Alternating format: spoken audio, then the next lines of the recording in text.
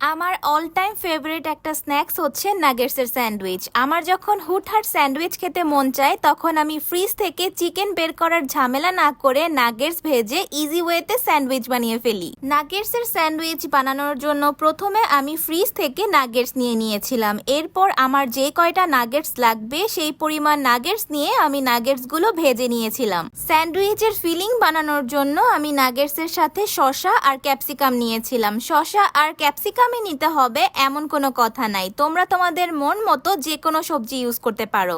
এরপর আমি একটা বুইত্তা মারা বল নিয়ে সেই বলের মধ্যে একে একে কেটে রাখা নাগেটস, ক্যাপসিকাম আর শসা ঢেলে নিয়ে এর মধ্যে মেয়োনেজ দিয়ে ভালো মতো নেড়েচেড়ে মিশিয়ে নিয়েছিলাম। যেহেতু স্যান্ডউইচের মধ্যে ব্রেডের সাইডের শক্ত অংশগুলোর টেস্ট ভালো লাগে না, তাই আমি ব্রেডের সাইডগুলো কেটে নিয়েছিলাম। এরপর ব্রেডের মধ্যে নাগেটসের ফিলিং দিয়ে পুরো ব্রেডে ফিলিংটা ভালো মতো স্প্রেড করে নিয়ে মাঝখান থেকে কেটে নিয়েছিলাম। যদিও কাটার সময় আমি সুন্দর করে কাটতে পারিনি, কারণ এই কাজগুলো আমি ভালো করে করতে পারি না। এই কাজগুলো আমাকে সবসময় রোহান করে দেয়। এই হচ্ছে আমার স্যান্ডউইচের ফাইনাল লুক। ট্রাস্ট মি ভাই, এই স্যান্ডউইচটা খেতে অনেক বেশি মজা হয়। তোমরা কমেন্ট করে জানিও তোমরা কখনো নাগেটসের স্যান্ডউইচ খেয়েছো কিনা। আর যদি না খেয়ে থাকো তাহলে আমি বলবো একবার হলেও তোমাদের এই স্যান্ডউইচটা ট্রাই করে দেখা উচিত। আমি শিওর একবার তোমরা এই স্যান্ডউইচ বানিয়ে খেলে এই স্যান্ডউইচের ফ্যান হয়ে যাবা।